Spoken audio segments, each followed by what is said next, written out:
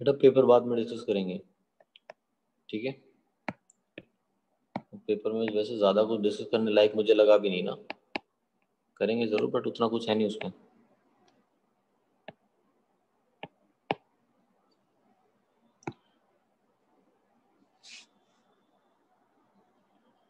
आज तो डिस्कस नहीं करेंगे पेपर,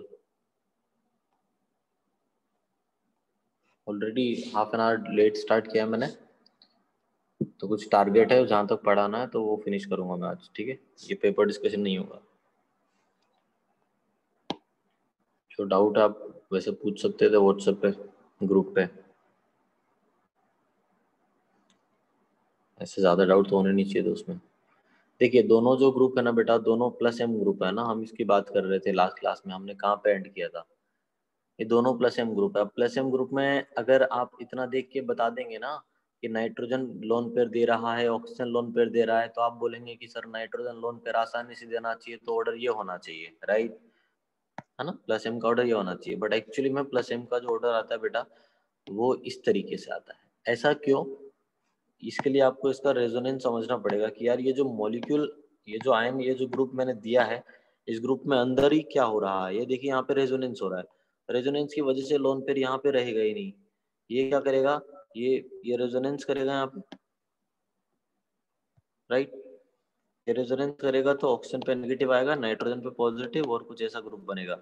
और इधर ये ऑक्सीजन का लोन पेयर रेजोनेंस करेगा तो सीन क्या बनेगा, ऑक्सीजन पे positive double bond carbon, oxygen पे नेगेटिव आर। तो जहाँ पे दोनों जगह रेजोनेंस हो रहा है, ऑक्सीजन पे नेगेटिव, यहाँ पे ऑक्सीजन पे नेगेटिव, यहाँ पे नाइट्रोजन पे पॉजिटिव, यहाँ पे ऑक्सीजन पे पॉजिटिव, कौन स्टेबल है? ऑब्वियस सी बात है, नाइट्रोजन पे पॉजिटिव फिर भी चलेगा बट ऑक्सीजन पे पॉजिटिव नहीं चलेगा। मतलब सेकंड वाला थोड़ा कम स्टेबल है ना, लीस्ट स्टेबल उसके कंपैरिजन में। लीस्ट स्टेबल है मतलब इसमें ऑक्सीजन के लोन पेयर का रेजोनेंस कम होगा। अगर एस्टर में ऑक्सीजन का जो लोन पेयर है वो रेजोनेंस कम कर रहा है अपने ही अंदर, अगर अंदर रेजोनेंस कम कर रहा है तो फिर बाहर रेजोनेंस करेगा। जब वो अंदर रेजोनेंस नहीं कर रहा तो बाहर रेजोनेंस करेगा, राइट। इस वजह से क्या है, प्लस एम एस्टर का क्या है, ज्यादा है।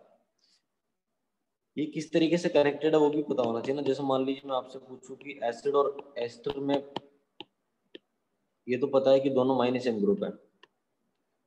अब माइनस एम पावर ज्यादा किसका है, तो ये दोनों का डिफरेंस है OH और OR का। आपको पता है कि OH जो होता है उसका प्लस एम ज्यादा होता है OR से, ये पता होगा आपको, है ना।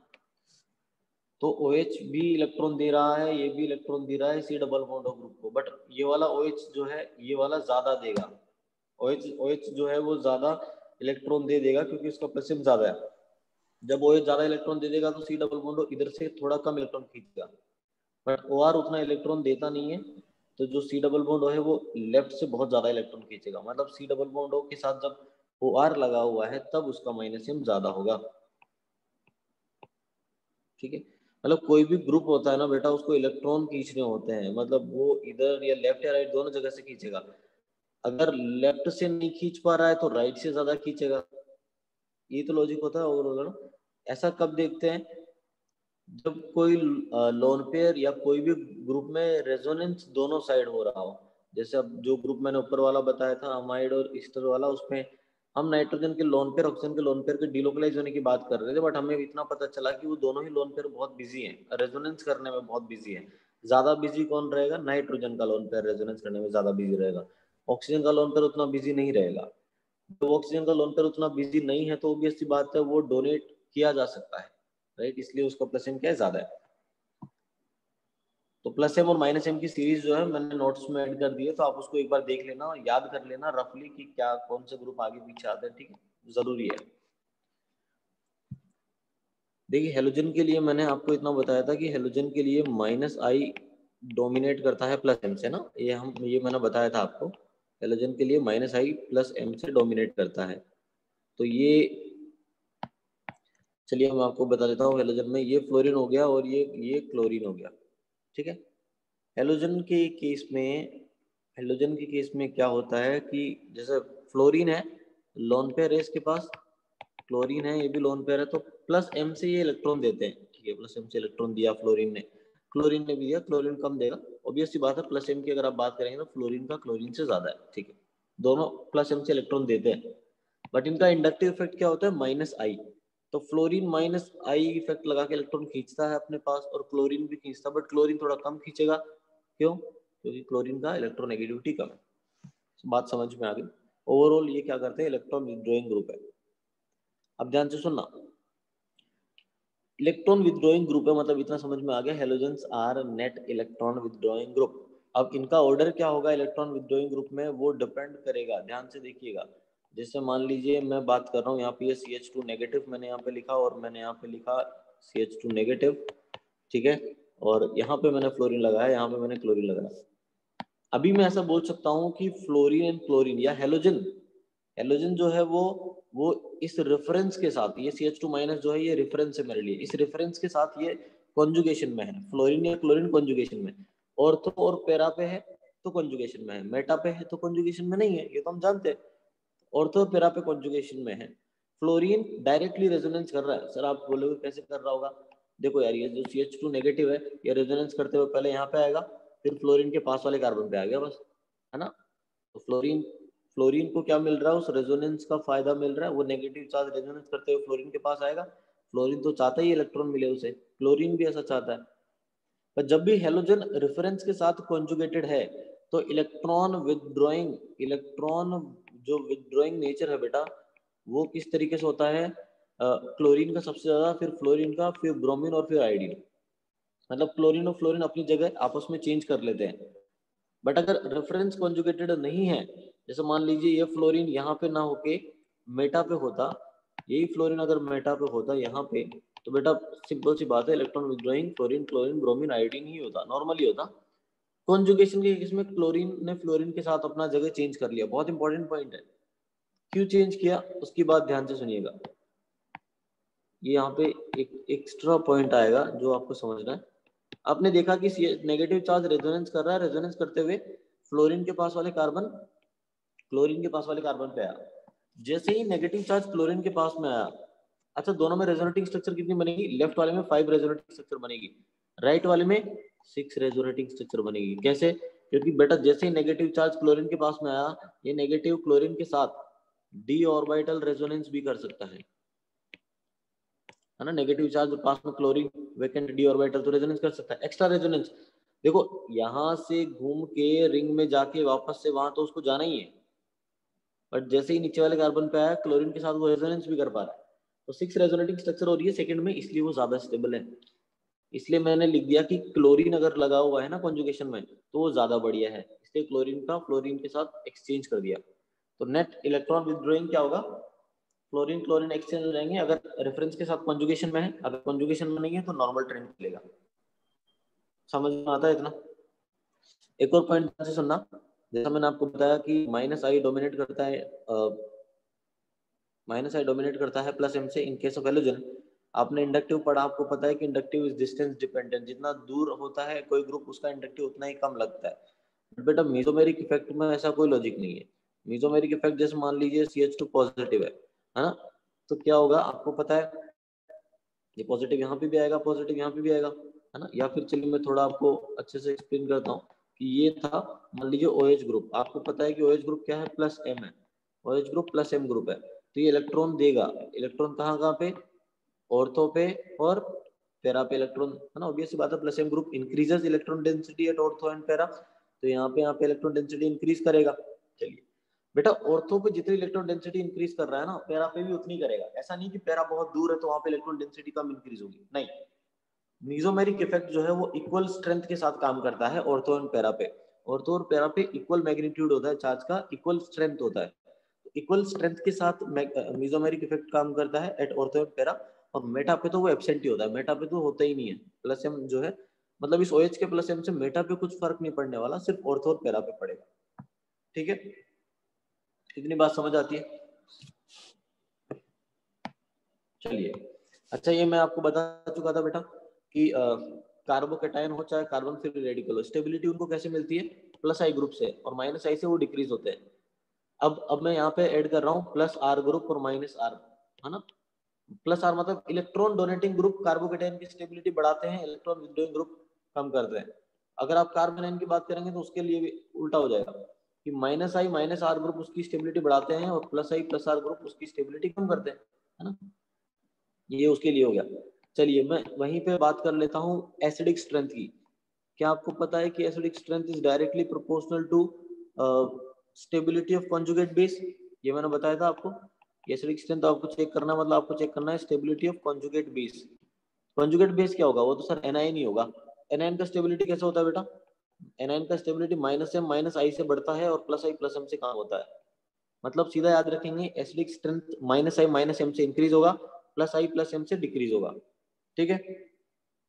वहीं अगर आप बेसिक स्ट्रेंथ की बात करें, बेसिक स्ट्रेंथ तो उल्टा हो जाएगा, प्लस आई प्लस एम से इंक्रीज होगा और माइनस आई माइनस एम से डिक्रीज होगा। तो ये चार बातें ध्यान रखनी है क्योंकि हम कुछ क्वेश्चंस आगे इसी पे बेस्ड करने वाले हैं कि कार्बोकेटाइन का स्टेबिलिटी, कार्बोनाइन का स्टेबिलिटी कौन से ग्रुप बढ़ाते हैं और एसिडिक स्ट्रेंथ और बेसिक स्ट्रेंथ कौन कौन से ग्रुप पे डिपेंड करता है, ठीक है।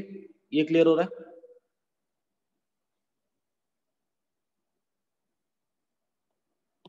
ओके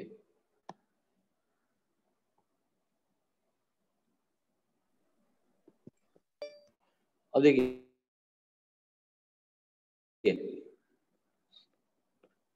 हाँ ये बताया था मैंने कार्बोकेटाइन का स्टेबिलिटी, मैंने आपको अभी भी बताया, एक्सप्लेन किया, राइट। ये हमें समझ आ गया। देखो यहाँ पे आर लिखा है, कभी कभी एम लिखा है, तो कंफ्यूज नहीं होना। मैं बता चुका हूँ कि प्लस आर बोलो या प्लस एम बोलो कोई फर्क नहीं पड़ता, बात सेम ही है। हाँ अब देखो स्टेबिलिटी ऑर्डर, एक क्वेश्चन आया बहुत बढ़िया, कार्बोकेटाइन की स्टेबिलिटी पूछ रहा है। ध्यान से सुनिएगा मैं कैसे सोल्व कर रहा हूँ। एग्जाम्पल मैंने बहुत सारे लिए हैं बट समझ में पहले से आ जाना चाहिए। ये जो OH है ये प्लस एम ग्रुप है। प्लस एम ग्रुप ऑब्वियस सी बात है, प्लस एम क्यों लिखा? क्योंकि ये ऑर्थो है और पैरा पे लगा हुआ है ना। पैरा पे लगा हुआ है तो ऑर्थो पैरा, हाँ यहाँ से प्लस एम ग्रुप है।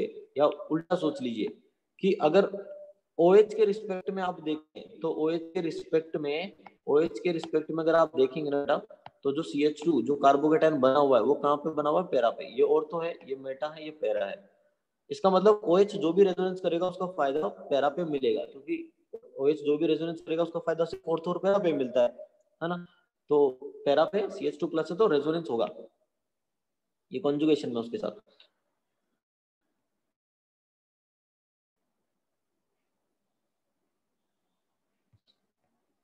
अगर मैं बात करूं नेक्स्ट वाले ग्रुप की OH की बेटा, तो OH कहाँ पे? मेटा पे है। मेटा पे रेजोनेंस तो होता नहीं है। मैंने बोला कि रेजोनेंस जो है, ये कॉन्जुगेशन जो है वो और पैरा पे प्रेजेंट होता है विद इक्वल स्ट्रेंथ और मेटा पे एब्सेंट होता है। तो OH रेजोनेंस नहीं करेगा मेटा से, रेजोनेंस नहीं करेगा तो इंडक्टिव इफेक्ट दिखाएगा। इंडक्टिव इफेक्ट में कौन सा ग्रुप है? माइनस आई ग्रुप है, ठीक है। थर्ड में NO2 आ गया। NO2 क्या है? NO2 माइनस एम ग्रुप है। देखो मैं वही लिख रहा हूँ जो डोमिनेटिंग है। अगर कोई रेजोनेंस दिखाई नहीं रहा है तो इंडक्टिव इफेक्ट लिख दो उसका।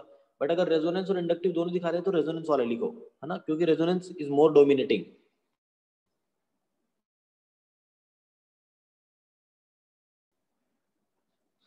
उसके बाद NO2, बेटा NO2 लगा हुआ मेटा पे तो इंडक्टिव भी दिखाएगा, माइनस आई हो गया। फिर SH, है ना, थायो जिसको बोलते हैं, वो पैरा पे लगा हुआ है तो प्लस एम दिखाएगा। अब यार बात ये आ गई कि आपको पता है कि कार्बोकेटाइन की स्टेबिलिटी प्लस एम बढ़ाते हैं। प्लस एम मतलब 1 और 5 सबसे ज्यादा होंगे क्योंकि वो दोनों प्लस एम लगा रहे हैं। 1 और 5 सबसे ज्यादा होंगे। उसके अलावा 1 और 5 कार्बोकेटाइन की स्टेबिलिटी बढ़ाएंगे, है ना, सबसे ज्यादा वो होंगे। अच्छा 1 और 5 में भी कौन बढ़ाएगा? जिसका प्लस एम ज्यादा है। तो OH और SH में प्लस एम ज्यादा किसका है? OH का। तो 1 > 5 हो जाएगा, है ना। स्ट्रेंथ ऑफ ओवरलैपिंग से याद है हमें कि OH का प्लस एम SH से ज्यादा होता है। अब माइनस एम डिक्रीज करता है तो देखो यार, माइनस आई भी डिक्रीज कर रहा है, माइनस एम भी डिक्रीज कर रहा है, माइनस आई भी डिक्रीज कर रहा है। ज्यादा डिक्रीज कौन करेगा? रेजोनेंस डिक्रीज करेगा क्योंकि रेजोनेंस ज्यादा डोमिनेटिंग है। तो माइनस एम वाला तो सबसे खराब हो गया, लास्ट में आ गया। 3 सबसे खराब हो गया, लास्ट में आ गया। अब 2 और 4 में जिसमें ज्यादा माइनस आई होगा वो ज्यादा खराब हो गए, ज्यादा पीछे आएगा। तो ज्यादा माइनस आई होता है NO2 का, तो NO2 पीछे आएगा और ये OH वाला उससे पहले आ जाएगा। तो 1 5 2 4 3 हो गया स्टेबिलिटी कार्बोकेटाइन में। आगे देखते हैं। NO2 बेटा माइनस एम ग्रुप है। क्लोरीन की देखो, क्लोरीन जो है मैंने आपको बताया, क्लोरीन नो डाउट यहाँ से प्लस एम ग्रुप है, इलेक्ट्रॉन डोनेटिंग, मतलब इलेक्ट्रॉन देगा, रेजोनेंस हो रहा है। बट मैंने आपको बताया ना कि हेलोजन के लिए माइनस आई डोमिनेटिंग होता है प्लस एम से, तो जो डोमिनेटिंग है वही लिखना पड़ता है, माइनस आई लिखेंगे। CH3 प्लस आई ग्रुप है, प्लस आई ग्रुप ही है, रेजोनेंस तो करता नहीं है CH3, प्लस आई ग्रुप ही है, यहाँ से प्लस आई ग्रुप ही दिखेगा। और ये ऑक्सीजन के पास लोन पेयर है, यहाँ से रेजोनेंस होगा तो ये प्लस एम ग्रुप है, ठीक है। अब क्या हो रहा होगा बेटा, कार्बोकेटाइन को स्टेबिलिटी कौन देता है, प्लस वाले ग्रुप देते हैं। इलेक्ट्रॉन मतलब थर्ड और फोर्थ ज्यादा स्टेबल होंगे, और थर्ड फोर्थ में भी फोर वाला सबसे ज्यादा स्टेबल होगा, क्योंकि रेजोनेंस से इलेक्ट्रॉन दिया जा रहा है। और थर्ड वाले में इंडक्टिव से एटलीस्ट दिया तो जा रहा है, सेकंड वाले में खींचा जा रहा है, फर्स्ट वाले में भी इलेक्ट्रॉन खींचे जा रहे हैं, मतलब फर्स्ट और सेकंड बहुत खराब है, अनस्टेबल है।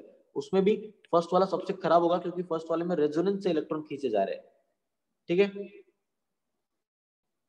सेम ही क्वेश्चन में अगर मान लीजिए एनायन कर दिया जाए तो ऑर्डर चेंज हो जाएगा ना, 4 3 2 1 चेंज हो जाएगा। जो ऊपर वाला क्वेश्चन था बिल्कुल वैसा ही है बेटा, सिर्फ ऊपर कार्बोकेटाइन था, यहाँ कार्बोनाइन कर दिया, ठीक है। फोर्थ क्वेश्चन देखे तो बेटा NO2 लगा हुआ है ऑर्थो पे, तो -m दिखेगा, मेटा पे सिर्फ इंडक्टिव दिखेगा -i, पेरा पे -m दिखेगा, लास्ट में कुछ भी नहीं है। अरे एनायन का स्टेबिलिटी तो तीनों बढ़ाते हैं ना, मतलब 1 2 3 तो हमेशा 4 से ज्यादा ही होगा, 4 सबसे लास्ट में। अब 1, अब ध्यान से सुनना, थर्ड नंबर पे आएगा सेकंड वाला, क्यों, क्योंकि वो इंडक्टिव से स्टेबिलिटी प्रोवाइड कर रहा है उसको, और फर्स्ट और थर्ड ज्यादा 1 और 3 जो है सबसे आगे आएंगे, क्यों, क्योंकि वो रेजोनेंस से इलेक्ट्रॉन की रेजोनेंस से स्टेबिलिटी बढ़ा रहे हैं। अब देखो ये क्वेश्चन इतना बढ़िया है ना कि यहाँ पे आपको आपको पता है कि फर्स्ट और थर्ड में रेजोनेंस तो इक्वली लग रहा है, क्योंकि रेजोनेंस ऑर्थो पे हो चाहे मेटा पे हो, इक्वल स्ट्रेंथ के साथ लग रहा है। तो रेजोनेंस के हिसाब से फर्स्ट और 3 इक्वली स्टेबल है, बट सिर्फ रेजोनेंस देख लिया काम थोड़ी चलेगा। इंडक्टिव देखो, इंडक्टिव NO2 का -i और ये वाले NO2 का -i, रेजोनेंस से 1 और 3 दोनों इक्वली स्टेबल आ रहे थे। अब इंडक्टिव देखा, इंडक्टिव बेटा पहले वाले में NO2 थोड़ा पास में लगा हुआ है, ज्यादा इंडक्टिव लगेगा, ज्यादा -i लगेगा, मतलब ज्यादा स्टेबल है। तो 1 greater than 3 greater than 2 greater than 4 हो गया, ठीक है। ये समझ में आ जाना चाहिए मैं क्या बोल रहा हूँ, ठीक है। ऐसा कुछ टफ कॉन्सेप्ट तो नहीं है बेटा। NO2 -m ग्रुप ही होता है, ये पूछिए कि वह NO2 ग्रुप क्यों है, इसके बारे में बहुत बार बातें कर चुके हैं ना लास्ट क्लास में। कॉन्जुगेशन, जब भी कोई डाउट हो तो कॉन्जुगेशन से NO2 को जोड़िए, देखिए कि क्या करता है वो। बेटा NO2 -m ग्रुप ही है यार, है ना। X डबल बॉन्ड Y वाला सीन बन रहा है, तो ये तो मुझसे पूछिए मत कि NO2 -m ग्रुप पे कुछ भी, प्लस एम माइनस एम के लिए बहुत डिस्कशन किया है मैंने, जितना नंबर ऑफ एग्जाम्पल मैंने लिखवाए हैं पॉसिबल ही नहीं उतने तो, ठीक है। एक बार रिवाइज करना पड़ेगा आपको खुद को अच्छे से। CS3 CD3 CT3 तीनों इंडक्टिव ही लगाएंगे, क्यों, क्योंकि मेटा पे है ना यार। पहली बात तो ये देखिए, ऑर्थो और पेरा पे होगा ना तभी रेजोनेंस देखेंगे, बट ऑर्थो और पेरा पे भी रेजोनेंस तब लिखेंगे जब वो ग्रुप रेजोनेंस कर रहा है यार। जरूरी थोड़ी कि ऑर्थो और पेरा पे हमेशा रेजोनेंस होगा, जो ग्रुप लगाया वो रेजोनेंस ही नहीं कर रहा। तो अब आपने पेरा पे लगा दिया CH3 रेजोनेंस ही नहीं करता, तो सिर्फ इंडक्टिव बोलेंगे। ये थोड़ी है कि हमेशा ऑर्थो पेरा पे आ गया तो रेजोनेंस ही लिखो, होना भी तो चाहिए उस ग्रुप का रेजोनेंस, राइट। और हाँ, जो भी मोर डोमिनेटिंग ग्रुप होता है वो लिखते हैं पहले, उससे आंसर निकालते हैं। फिर जब कभी फंस जाते हैं दो ग्रुप दो कंपाउंड में कि मोर डोमिनेटिंग से आंसर नहीं मिल रहा, तो फिर उसके नीचे चलते हैं, इंडक्टिव पे आते हैं, इंडक्टिव से आंसर बताते हैं, ठीक है। इसमें देखिए CH3+i CD3+i CT3+i मेटा पे कार्बोकेटाइन को प्लस आई स्टेबिलिटी बढ़ाता है। प्लस आई सबसे ज्यादा किसका होगा, ऑब्वियस सी बात है सर थर्ड वाले का, ये तो आपको पता है ना, CT3 का प्लस आई ज्यादा होता है, बता चुका हूँ। तो 3 ग्रेटर देन 2 ग्रेटर देन 1 काम हो गया, ये स्टेबिलिटी ऑर्डर हो गया, ठीक है। नेक्स्ट है एसिडिक स्ट्रेंथ। एसिडिक स्ट्रेंथ आपको पता है कि directly proportional to K, inversely proportional to PK। क्या करते हैं एसिडिक स्ट्रेंथ के लिए, हाइड्रोजन हटाओ नेगेटिव चार्ज बनाओ, ये करते हैं। और नेगेटिव का स्टेबिलिटी देखो, उस एनायन को कौन स्टेबल करेगा। अरे ये NR3 बेटा क्या कर रहा है, माइनस आई ग्रुप है, आपको पता है NR3 माइनस आई ग्रुप है, माइनस M तो नहीं होता ना। आपको पता है कि यार CH2 कॉन्जुगेशन से अगर इसको ऐड कर देंगे NR3 पॉजिटिव को तो ये रेजोनेंस नहीं करता। यहाँ पे कॉन्जुगेशन बट यहाँ पे रेजोनेंस नहीं होता, क्योंकि नाइट्रोजन के 5 बॉन्ड बन जाएंगे अगर रेजोनेंस हो गया तो, इम्पॉसिबल है। तो देखो यहाँ पे लग रहा है कि ये मेटा पे लगा, पेरा पे लगा हुआ है, रेजोनेंस होना चाहिए, बट ये ग्रुप ही रेजोनेंस नहीं करता, तो इंडक्टिव ही लिखा। PR3 कर लेता है तो PR3 के लिए -m आएगा। NH2 प्लस एम ग्रुप है, NO2 -m ग्रुप है। हाँ लास्ट वाला थोड़ा बढ़िया है, देखो बेटा लास्ट वाले में SIR इफेक्ट लग गया, SIR की वजह से NO2 का -m खत्म हो गया। अगर NO2 का -m खत्म हो गया तो NO2 क्या लगाएगा, सिर्फ इंडक्टिव, और CH3 भी सिर्फ इंडक्टिव। ऑब्वियस सी बात है ना, SIR से रेजोनेंस कम होता है ना। तो ये यहाँ पे कंप्लीटली खत्म नहीं होता बेटा, बट क्योंकि थोड़ा बहुत कम हो गया है तो हम उसकी बात ही नहीं कर रहे रेजोनेंस की, हमने इंडक्टिव लिख दिया। अब इनमें सबसे बढ़िया कौन है? अब ये सी बात है सर, प्लस एम वाला सबसे अच्छा होगा, मतलब सॉरी नेगेटिव चार्ज है ना, माइनस वाले सबसे बढ़िया होंगे और प्लस वाले सबसे खराब होंगे, तो प्लस वाला 3 है, मतलब 3 सबसे लास्ट में आएगा। इलेक्ट्रॉन खींचने वाले बढ़िया होंगे, इलेक्ट्रॉन खींचने में रेजोनेंस से जो खींच रहा है वो सबसे बढ़िया है, सेकंड और फोर्थ। सेकंड और फोर्थ में सेकंड वाला अच्छा है क्योंकि एक कैटायन ज्यादा अच्छे से इलेक्ट्रॉन खींचता है कंपेयर टू एनी न्यूट्रल। मतलब आपको पता है ना कि minus M power of any cation is greater than minus M of any neutral, तो 2 सबसे बढ़िया लगा मुझे, फिर 4। अब 1 और 5 में, 1 में भी इलेक्ट्रॉन खींचे जा रहे हैं और 5 में भी इलेक्ट्रॉन खींचे जा रहे हैं, बट 5 में प्रॉब्लम है, 5 में CH3 थोड़ा पास में लगा हुआ है, वो इंडक्टिव से इलेक्ट्रॉन दे रहा है, इलेक्ट्रॉन दे के प्लस आई लगा के खराब कर देगा उसे, तो ये 5 आ गया, थोड़ा पीछे 1 आ गया उससे पहले, तो 2 4 1 5 3 आ गया। ठीक है, नेक्स्ट पे चलते हैं। ऑक्सीजन पे नेगेटिव, यहाँ नेगेटिव, यहाँ नेगेटिव, यहाँ नेगेटिव, सिर्फ माइनस एम, ये माइनस एम, ये माइनस एम, यहाँ माइनस आई, यहाँ माइनस आई, तो भी ऐसी बात है फर्स्ट और सेकंड पहले आएगा, फर्स्ट और सेकंड में भी NO2 का माइनस आई ज्यादा होता है तो 1 ग्रेटर देन 2 आएगा। आपको पता होना चाहिए बेटा, मैंने कहा भी थोड़ी देर पहले बताया था, अब फ्लोरीन और क्लोरीन में किसका माइनस, किसका इलेक्ट्रॉन विथड्रॉइंग पावर ज्यादा होगा? सर क्लोरीन का ज्यादा होगा। अगर कॉन्जुगेशन में है तो क्लोरीन का ज्यादा होगा, कॉन्जुगेशन में नहीं है तो फ्लोरीन का ज्यादा होगा, तो यहाँ पे 4 ग्रेटर देन 3 आएगा, इसलिए इस क्वेश्चन को मैंने स्टार लिखा है। ठीक है, वैसे भी पता है नेगेटिव चार्ज रेजोनेंस करके क्लोरीन के पास में आएगा, एक एक्स्ट्रा रेजोनेंस यहाँ पे हो रहा है ना, डी ऑर्बिटल रेजोनेंस, इस वजह से थोड़ा बढ़िया है। नेक्स्ट में देखते हैं, एसिडिक स्ट्रेंथ की बात कर रहे हैं, ये माइनस आई ग्रुप होगा, रेजोनेंस तो करता नहीं है, ये माइनस एम ग्रुप है, ये यहाँ से मेटा पे सिर्फ इंडक्टिव होता है, तो सभी के सभी स्टेबिलिटी प्रोवाइड कर रहे हैं क्योंकि माइनस ग्रुप है, माइनस एम है चाहे माइनस आई है, रेजोनेंस वाला सबसे बढ़िया होगा, सेकंड वाला सबसे अच्छा आएगा, उसके बाद में इंडक्टिव। अब फर्स्ट 3 और 4 में इंडक्टिव लग रहा है, इंडक्टिव भी माइनस आई से स्टेबिलिटी बढ़ाता है, जो पास में लग रहा होगा वो ज्यादा स्टेबिलिटी देंगे ना, क्योंकि इंडक्टिव इज डिस्टेंस डिपेंडेंट, तो ऑब्वियसली बात है कि 3 और 4 ज्यादा आएगा और फर्स्ट वाला लास्ट में आएगा। अब 3 और 4 में भी दोनों सेम पोजीशन पे लगे हुए हैं, तो जो बढ़िया होगा, आपको पता नहीं कि ग्रुप में ऊपर वाले जो उनका इंडक्टिव अच्छा होता है, तो NMe3 प्लस का इंडक्टिव अच्छा होगा तो 3 आएगा, फिर 4 आएगा, फिर 1 आएगा। ये तो मैं क्वेश्चन करवा भी चुका हूँ, NMe3 और PMe3 में इंडक्टिव का ऑर्डर क्या है, ये मैं करवा चुका हूँ। ठीक है, एक बार देख लेना।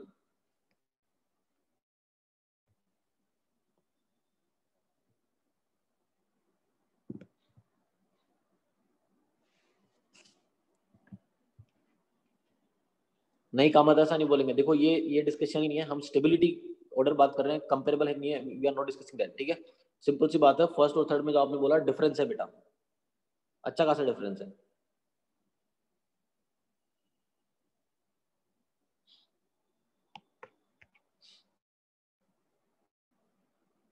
फोर्थ वाला कहाँ गया? देखो फोर्थ वाला में मैंने क्या बोला था कि आपने देख लिया, जो भी ग्रुप जो भी लग रहा है माइनस एम लग रहा था, सबने माइनस एम लिख दिया, ऑर्थो पे लगता है, पैरा पे लगता है, बेटा पे नहीं लगता, तो माइनस वाले ग्रुप तो स्टेबिलिटी बढ़ाते ही हैं, तो 1 2 3 पहले आएंगे, 4 सबसे लास्ट में आएगा। अब 1 2 3 में भी बेटा 1 और 3 सबसे पहले आएगा, क्योंकि 1 और 3 में रेजोनेंस से इलेक्ट्रॉन खींचे जा रहे हैं, तो रेजोनेंस से स्टेबिलिटी प्रोवाइड की जा रही है उसे, बट 1 और 3 में तो रेजोनेंस इक्वली लग रहा है, क्योंकि ऑर्थो पे हो चाहे पैरा पे हो, रेजोनेंस का स्ट्रेंथ तो इक्वली होता है। ठीक है, तो 1 और 3 में रेजोनेंस के हिसाब से स्टेबिलिटी सेम है, बट इंडक्टिव चेक करेंगे ना अब यार, तो इंडक्टिव जो ग्रुप पास में होता है उसका इंडक्टिव ज्यादा लगता है, NO2 पास में लगा हुआ है तो अच्छे से इलेक्ट्रॉन खींचेगा, स्टेबिलिटी प्रोवाइड करेगा, तो पहला फर्स्ट जो है वो थर्ड वाले से ज्यादा स्टेबल होगा, तो 1 3 2 4 आ जाएगा। ठीक है, इसके अलावा ये क्वेश्चन आप चेक करेंगे, फोर्थ वाला खुद से करेंगे, फिफ्थ वाला भी खुद से कर लेते वैसे तो, सिंपल सी बात है बेटा, कॉन्जुगेशन देखना होता है, हाइड्रोजन हटाया नेगेटिव चार्ज बनेगा, 1 और 3 सबसे बढ़िया होंगे 2 से, क्योंकि 1 और 3 में रेजोनेंस हो रहा है नेगेटिव चार्ज का, 2 में हो ही नहीं रहा, तो 1 और 3 बढ़िया है, बहुत बढ़िया है, क्योंकि 1 और 3 में रेजोनेंस हो रहा है, 2 में तो हो ही नहीं रहा। अब 1 और 3 में भी बढ़िया कौन सा है?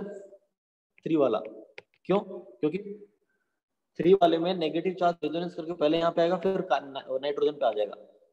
अरे नेगेटिव चार्ज रेजोनेंस करके नाइट्रोजन पे आ रहा है, और पहले वाले में नेगेटिव चार्ज रेजोनेंस करके कार्बन पे आ रहा है, कौन सा बढ़िया है? नाइट्रोजन पे, नाइट्रोजन पे नेगेटिव चार्ज आना अच्छा माना जाएगा, इसलिए 3 वाला सबसे बढ़िया है, सबसे बढ़िया रेजोनेंस हो रहा है वहां पे। ठीक है, 6 वाला खुद से करेंगे, 7th वाला खुद से करेंगे, 8th वाला देखो, एक ही कंपाउंड में 4 ग्रुप लगे हुए हैं, चारों में कंपेयर करना है सबसे अच्छा एसिड कौन है। हाइड्रोजन हटाओ, नेगेटिव चार्ज देखो। सबसे पहले फोर्थ वाले में दो इक्वल रेजोनेटिंग स्ट्रक्चर, दो इक्वल रेजोनेटिंग स्ट्रक्चर बनेंगे, इसलिए सबसे बढ़िया है। फिर 1, 2 और 3 में 1 और 2 नाइट्रोजन से और ऑक्सीजन से जुड़े हुए हैं, थर्ड वाला सल्फर से जुड़ा हुआ है। बेटा 1 और 2 तो सेकंड पीरियड के हैं, थर्ड वाला थर्ड पीरियड का है। सल्फर पे नेगेटिव ज्यादा स्टेबल होगा ना, ये तो पता है आपको। सल्फर पे नेगेटिव ज्यादा स्टेबल होगा, साइज डोमिनेट करेगा, बड़े साइज के एटम पे चार्ज स्टेबल होता है। ऑक्सीजन और नाइट्रोजन में नेगेटिव कहाँ पे स्टेबल होगा सर? ऑक्सीजन पे नेगेटिव चार्ज स्टेबल होगा, इसलिए OH ज्यादा एसिडिक है, NH वाला हाइड्रोजन लीस्ट एसिडिक है।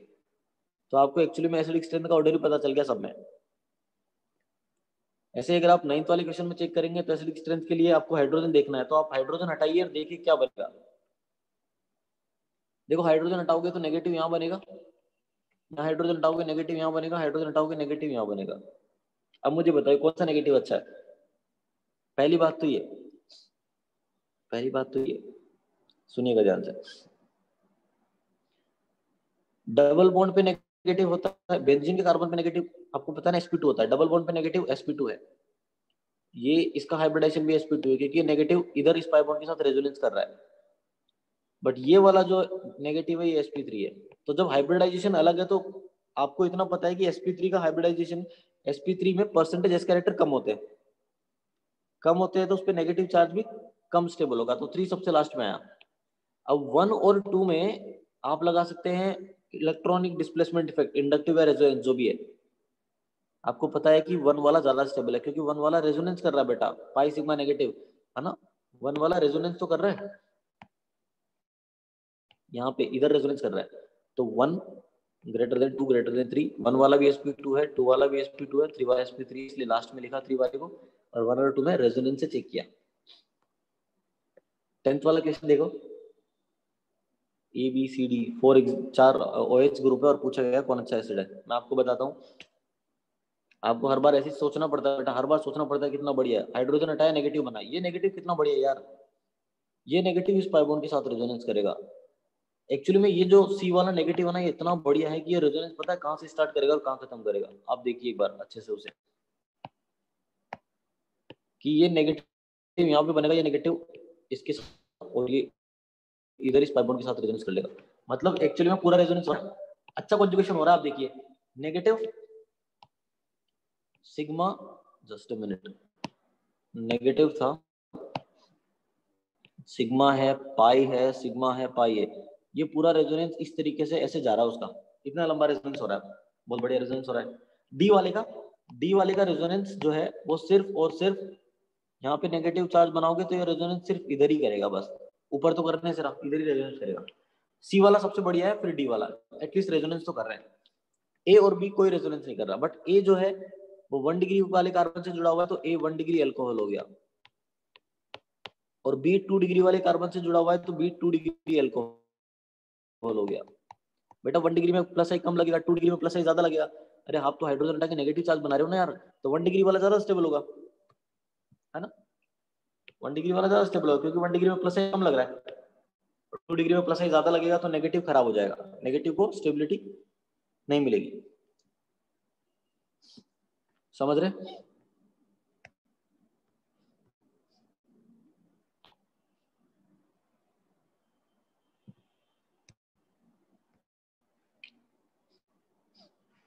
बेटा हाइब्रिडाइजेशन के लिए मैं आपको बता दूं, ये मुझसे कोई नहीं पूछेगा अभी, आप लोग, मैं इसीलिए मेरे को मालूम है रिवीजन तुम लोगों ने किसी ने कुछ किया नहीं, और डाउट तुम लोगों के पूछे जा रहे हैं। ये डबल बॉन्ड पे पॉजिटिव चार्ज बेंजीन के काम, देखो यार सोचना पड़ता है कभी कभी, है ना, मतलब आप ऐसा ऐसा बिल्कुल मत सोचिए कि जो मैं पढ़ा रहा हूँ ना सब कुछ वैसा ही दिखेगा आपको, हमको कभी सोचना पड़ेगा, कभी तो कभी। ये देखो, अब इसको देखो यार, मैंने इस बेंजीन को तोड़ा, इस तरीके से बनाया मैंने, इतना बनाया आधा। आपको इतना पता है ना कि डबल बॉन्ड के कार्बन पे पॉजिटिव आया है, या डबल बॉन्ड वाले कार्बन में पॉजिटिव आया, तो सर ने बताया था कि पॉजिटिव ये वाला कार्बन sp2 होता है, सर ये वाला कार्बन भी sp2 ही होगा। अगर डबल बॉन्ड के कार्बन पे पॉजिटिव आते चाहे नेगेटिव आ जाए, वो sp2 ही होता है। तो यार ये तो sp2 है सेकंड वाला, साफ पता चल गया।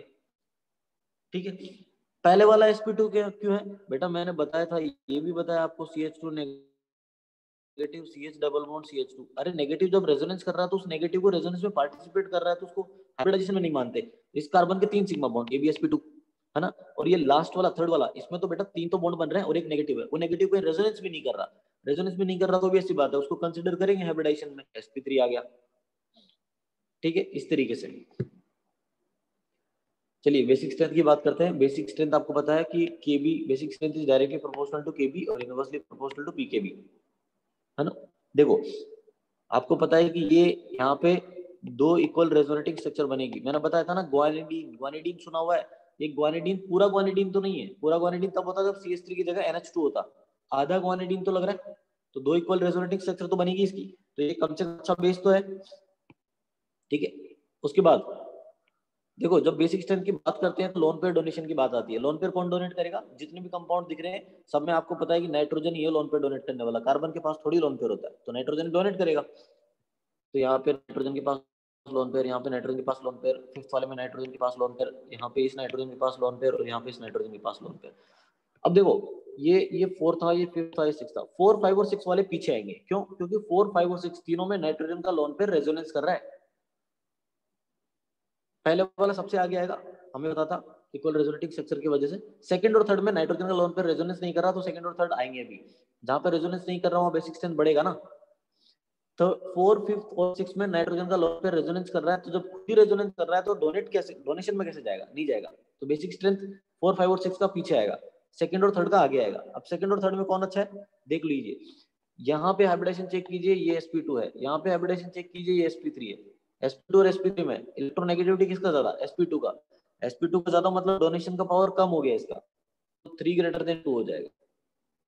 4, 5 और 6 में देखो, 4, 5 और 6 में देखो, पहले 4 और 5 को कंपेयर करो, क्योंकि एक जैसे रेजोनेंस हो रहा है ना 4 और 5 में, 4 में रेजोनेंस करके कार्बन पे नेगेटिव, इधर भी रेजोनेंस करके कार्बन नेगेटिव, तो 4 में ज्यादा रेजोनेंस हो रहा है, क्योंकि पूरा बेंजीन पे रेजोनेंस करते करीब घूमेगा नेगेटिव चार्ज, 4 में ज्यादा रेजोनेंस, मतलब ज्यादा डीलोकलाइजेशन हो रहा है नाइट्रोजन के लोन पेयर का। अरे जितना ज्यादा डीलोकलाइज होगा उतना ही तो बेसिक स्ट्रेंथ खराब होगा उसका, तो 4 पीछे आ गया 5 से।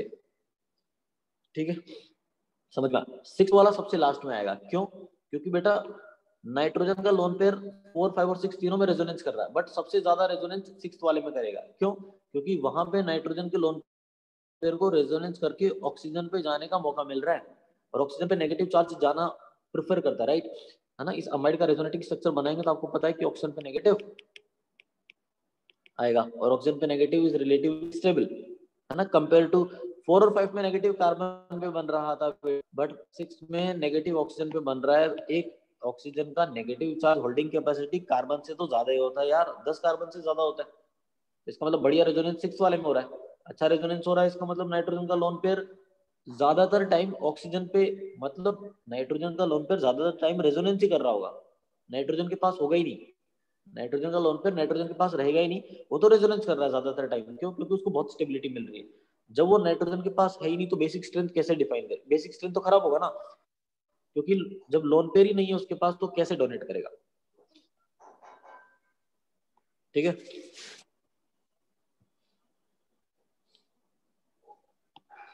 कौन से की बात कर रहा है, कौन से रीजन की बात कर रहे हो,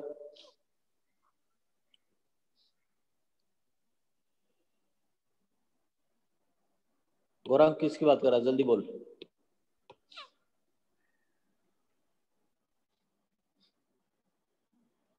ठीक है, याद आ जाए तो बता देना। ये देखो नेक्स्ट क्वेश्चन है, बेसिक स्ट्रेंथ की बात कर रहा हूँ। पहली बात तो ये मैंने ऐसा क्यों बोला कि बेसिक स्ट्रेंथ जो है वो प्लस आई प्लस एम से बढ़ता है और माइनस आई माइनस एम से कम होता है।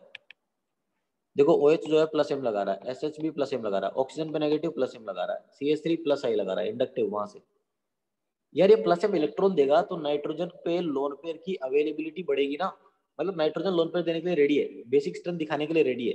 पीछे कोई ग्रुप है जो उसको इलेक्ट्रॉन दे रहा है, तो नाइट्रोजन अब तो और भी ज्यादा रेडी है, क्योंकि नाइट्रोजन को पीछे वाला ग्रुप सपोर्ट कर रहा है, पीछे वाला ग्रुप नाइट्रोजन को लोन पेयर दे रहा है, रेजोनेंस करके इलेक्ट्रॉन दे रहा है, नाइट्रोजन खुद इलेक्ट्रॉन देना ही चाहता है।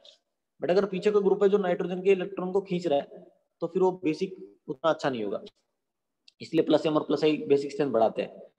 तो भी ऐसी बात है कि 1 2 और 3 पहले आएगा, 4 वाला सबसे लास्ट में, क्योंकि 4 वाला उतना अच्छे से बेसिक स्ट्रेंथ नहीं बढ़ा रहा, वो तो इंडक्टिव ही दे रहा है। 1 2 और 3 रेजोनेंस से बढ़ा रहे हैं। 1 2 3 में भी 3 वाला सबसे बढ़िया होगा, क्योंकि बेटा ऑक्सीजन पे नेगेटिव का कोई भी एनायन का प्लस एम अच्छा होता है, जिसका प्लस एम अच्छा वो अच्छा बेसिक स्ट्रेंथ। 1 और 2 में भी ऐसी बात है, OH का प्लस अच्छा होता है, इसलिए 1 ग्रेटर देन 2 आ जाएगा। देखो यार, जैसे मैंने बोला कि basic strength is directly proportional to plus I और प्लस एम, तो भी ऐसी बात है, जितना ज्यादा प्लस एम होगा उतना ही ज्यादा बेसिक स्ट्रेंथ होगा, यही तो लॉजिक है। नेक्स्ट देखिए, स्टेबिलिटी ऑर्डर, अच्छा क्वेश्चन है। आपको पता है, मैं बता चुका हूं, ये मैंने बताया भी था, रेजोनेंस पढ़ा है तभी, कि ये था बेंजीन और ये पॉजिटिव चार्ज। पॉजिटिव चार्ज हो चाहे नेगेटिव चार्ज हो चाहे फ्री रेडिकल हो, अरे बेंजीन की रिंग पे अगर पॉजिटिव आए चाहे नेगेटिव आए चाहे रेडिकल आए, वो तीनों रेजोनेंस में इन्वॉल्व भी नहीं होते, रेजोनेंस में पार्टिसिपेट ही नहीं करते। क्यों नहीं करते? क्योंकि ये तीनों sp2 हाइब्रिड ऑर्बिटल में रहते हैं। कौन से? sp2 हाइब्रिड ऑर्बिटल में रहते हैं। अरे जब ये नेगेटिव रेजोनेंस नहीं करेंगे तो इनके लिए ग्रुप, इनको M plus M minus M ये वाले ग्रुप स्टेबिलिटी प्रोवाइड ही नहीं करेंगे। क्योंकि देखिए, मेरी बात सुनिए, आप बोल देते हैं कि सर NO2 माइनस एम लगा रहा है, अरे माइनस एम क्यों लिखे यार? इस माइनस एम का फायदा उस नेगेटिव को तो मिलेगा ही नहीं, क्योंकि नेगेटिव तो रेजोनेंस ही नहीं कर रहा। अरे जब वो नेगेटिव रेजोनेंस कर ही नहीं रहा तो NO2 का माइनस एम लिखने की क्या जरूरत है? अब नेगेटिव रेजोनेंस ही नहीं कर रहा, सिंपल सी बात है, नेगेटिव कहीं रेजोनेंस नहीं कर रहा तो सिर्फ इंडक्टिव देखेंगे ना, NO2 का, NH2 का, OH का, CH3 का, सबका इंडक्टिव ग्रुप देखेंगे। इंडक्टिव देखेंगे, क्या लग रहा है? माइनस आई, ये भी माइनस आई, ये भी माइनस आई, ये प्लस आई, सबसे खराब फोर्थ वाला, ये तो पता है। माइनस आई सबसे बढ़िया किसका होगा? जो पास में लगा हुआ है। सर NH2 पास में लगा हुआ है, सेकंड वाले का बढ़िया। फर्स्ट और 3 में सर NO2 का माइनस आई ज्यादा होता है OH से, ऑर्डर आपको पता होगा, 1 ग्रेटर देन 3 हो गया। मेरे कहने का मतलब ये है कि कोई भी चार्ज हो बेंजीन रिंग पे, उसका स्टेबिलिटी आप सिर्फ और सिर्फ इंडक्टिव से देखेंगे, क्योंकि वो भी जो भी चार्ज प्रेजेंट है वो रेजोनेंस कर ही नहीं रहा, तो माइनस एम प्लस एम लिखने का कोई लॉजिक भी नहीं बनता।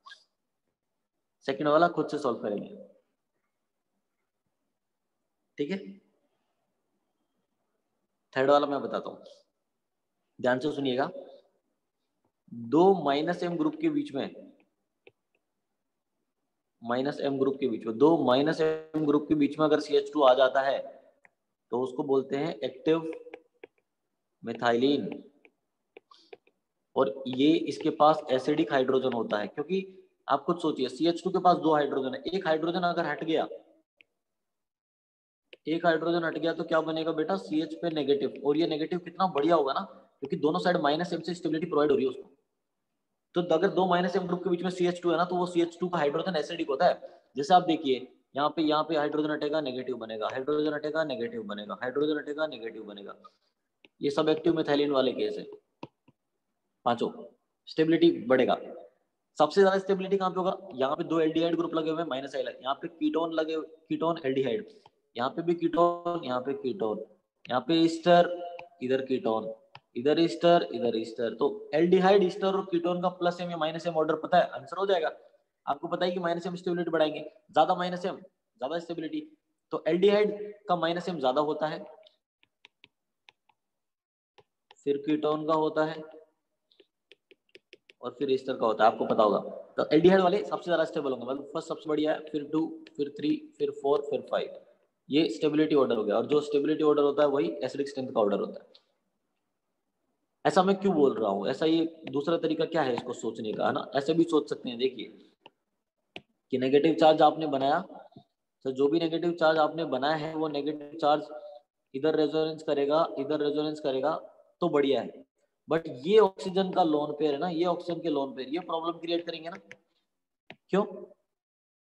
क्योंकि ये ऑक्सीजन के लोन पेयर भी इस कार्बन डबल बॉन्ड ऑक्सीजन के साथ रेजोनेंस करने के लिए रेडी है, राइट। मतलब ये ऑक्सीजन भी चाहता है कि इसके साथ रेजोनेंस हो, और ये नेगेटिव भी चाहता है कि इधर रेजोनेंस हो। तो भी ऐसी बात है कि इस नेगेटिव का लेफ्ट में रेजोनेंस हमेशा नहीं होगा, ऐसे इस नेगेटिव का राइट में रेजोनेंस हमेशा नहीं होगा। क्यों? ये ऑक्सीजन डिस्टर्ब कर रहे हैं, ये ऑक्सीजन खुद भी रेजोनेंस करके, खुद रेजोनेंस करेंगे तो नेगेटिव नहीं कर पाएगा। मतलब नेगेटिव का उतना अच्छा रेजोनेंस नहीं हो रहा है, समझ रहे बात आप? अच्छा रेजोनेंस नहीं हो रहा, मतलब उतना स्टेबल नहीं है।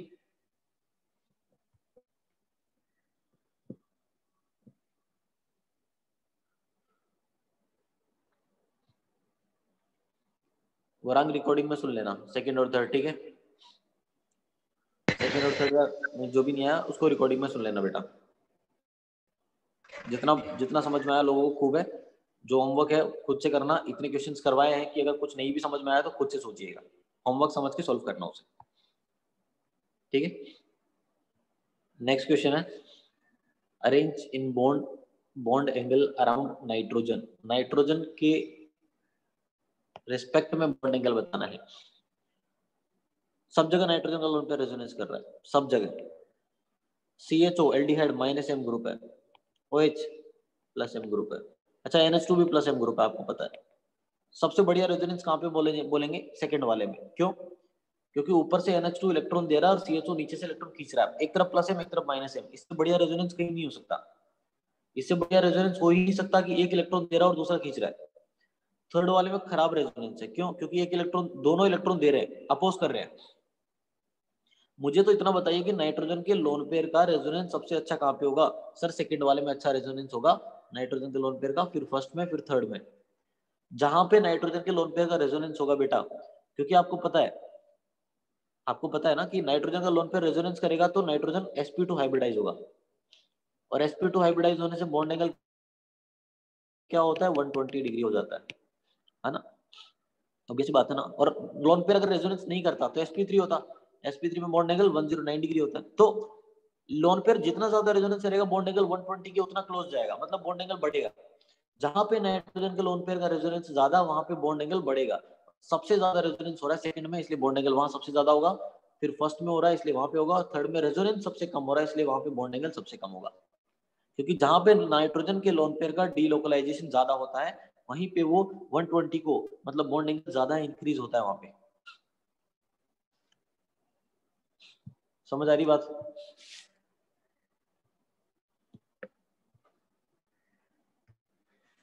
ये पॉइंट समझ आया?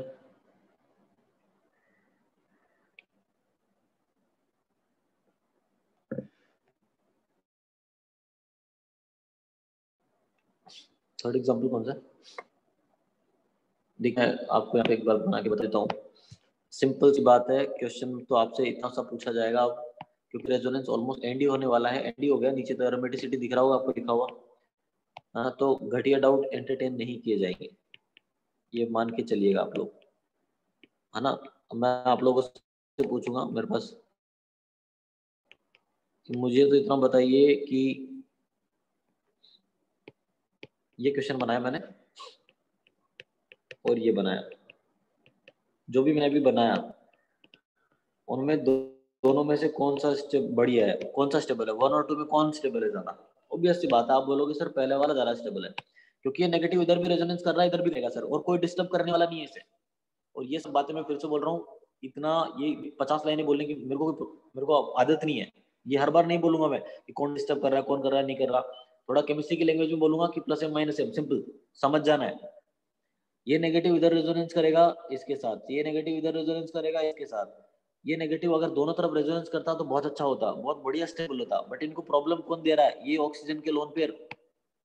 ये ऑक्सीजन के लोन पेयर इसके साथ रेजोनेंस कर लेंगे डबल बॉन्ड के साथ, तो फिर नेगेटिव कैसे करेगा? अगर ये ऑक्सीजन का लोन पेयर इस डबल बॉन्ड के साथ रेजोनेंस कर लेगा तो नेगेटिव कहां से रहेगा? नेगेटिव नहीं कर पाएगा। मतलब इस नेगेटिव के रेजोनेंस में डिस्टर्बेंस क्रिएट कर रहे हैं दोनों ऑक्सीजन के लोन पेयर, इसलिए उतना अच्छे से रेजोनेंस नहीं करेगा। बट पहले वाले में कोई डिस्टर्बेंस क्रिएट नहीं हो रहा था, अच्छा रेजोनेंस हो रहा था, इसलिए बढ़िया है, स्टेबल है। ये तो नॉर्मल लैंग्वेज हो गया, जैसा तुमको समझ में आता है, ठीक है। केमिस्ट्री की लैंग्वेज में बात करेंगे तो थोड़ा अच्छे से बात करें तो, कि सर ये जो ग्रुप है ये प्लस एम ग्रुप है, और प्लस एम ग्रुप तो नेगेटिव चार्ज की स्टेबिलिटी को कम करता है। इधर ये CH3 था, ये कौन सा ग्रुप था? तो नेगेटिव चार्ज की स्टेबिलिटी को तो दोनों ही कम कर रहे हैं, प्लस एम, बट ज्यादा कम कौन करेगा? प्लस एम वाला, क्योंकि रेजोनेंस से ज्यादा कम होता है इंडक्टिव से। इंडक्टिव तो फिर भी ठीक है, रेजोनेंस ज्यादा डोमिनेटिंग होता है ना, तो प्लस एम वाला तो खराब ही कर देगा उसको, इसलिए 1 > 2 है। दोनों तरीके से बताया मैंने, जैसा ठीक लगे समझो, ठीक है।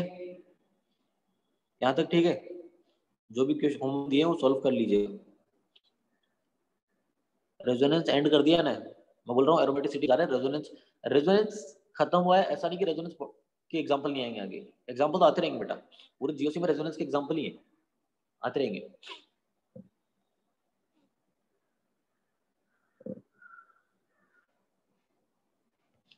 ठीक है,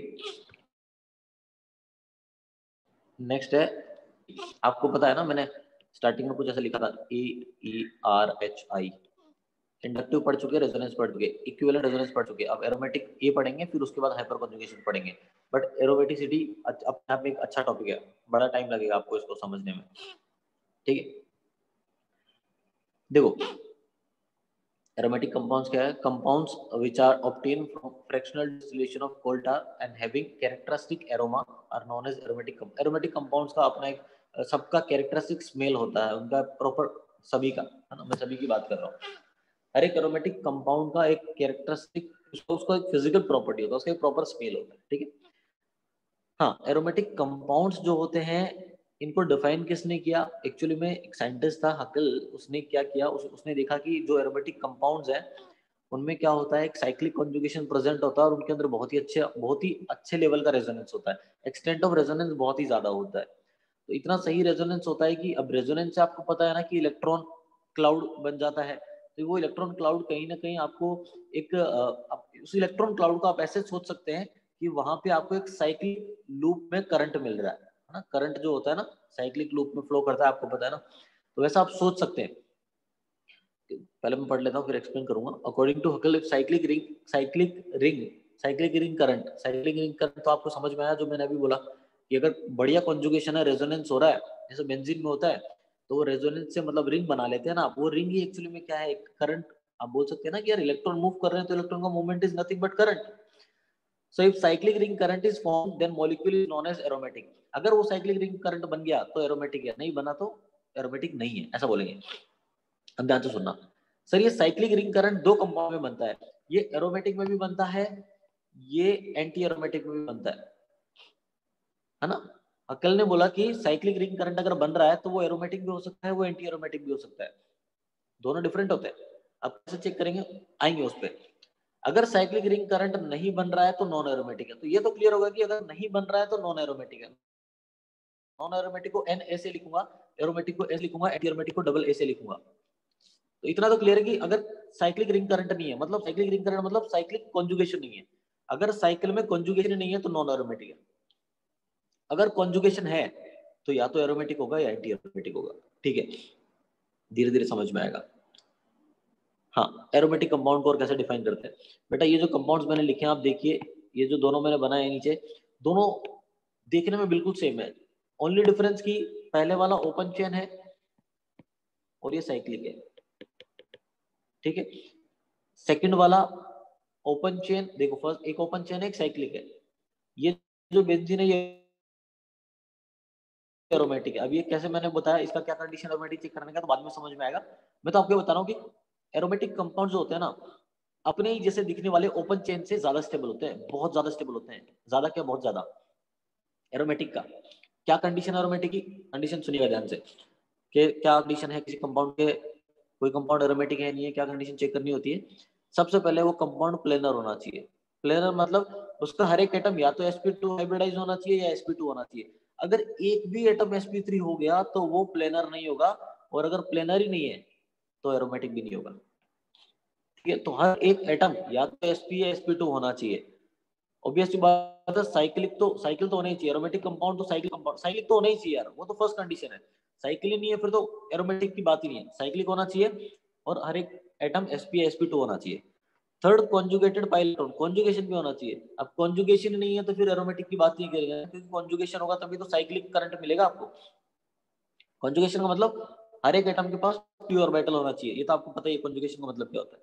डी सबसे इंपॉर्टेंट, जितने भी कॉन्जुगेटेड पाई इलेक्ट्रॉन है उसका नंबर होना चाहिए 4n+2।